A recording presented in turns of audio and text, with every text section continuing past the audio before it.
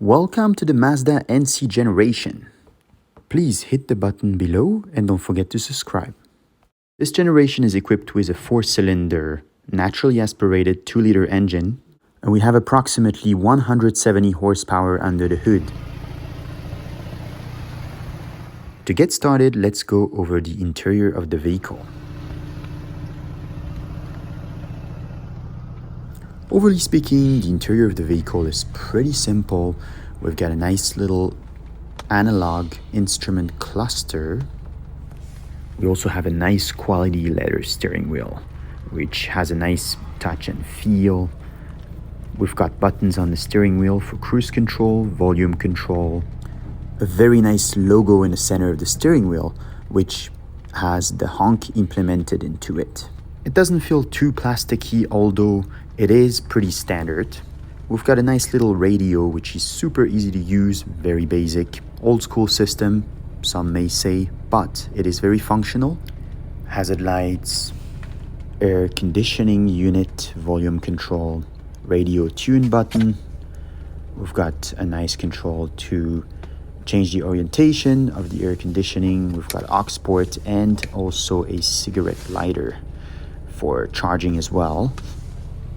The passenger door is pretty simple with a nice little handle, a manual control unit for locking and unlocking the doors. We also have 2 speakers on the passenger side as well as the driver's side. We've got our control unit for the mirrors, lock and unlock button, same as well.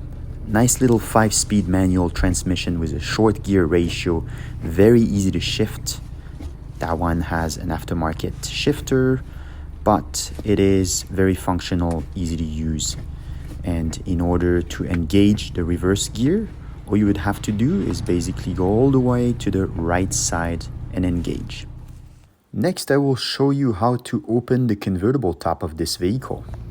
You see at the top here, you have a release button. You want to click on that, and in the same time, you want to pull that little handle there. As you do this, then you will be able to push back the entire convertible top by holding the little handles on the side. Once it's folded, you have an unlock button at the back here, which allows you to release the top once you want to put it back. This here is for soundproofing on the highway.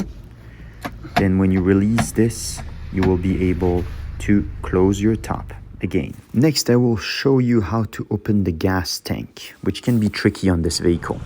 As you see, the gas trap is on the left back side of the car. You want to go inside, you want to open the center console, and you want to pull on that little trigger here. Then you close it, go back to the back, and then you can open your gas trap. Let's take this car for a drive.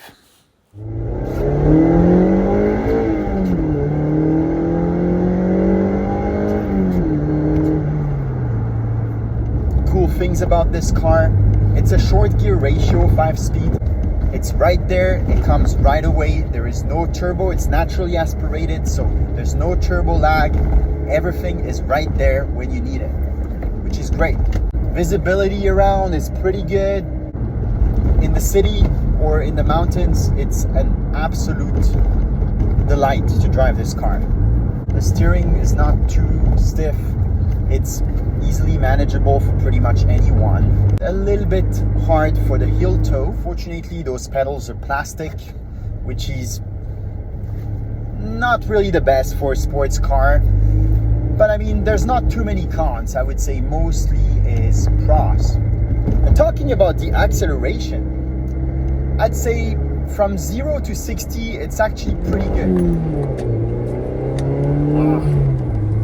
This is so nice. Nice and tight. Thank you guys for watching this video. I hope it was helpful for you to learn a little bit more about this car. Feel free to leave any comments and please don't forget to subscribe.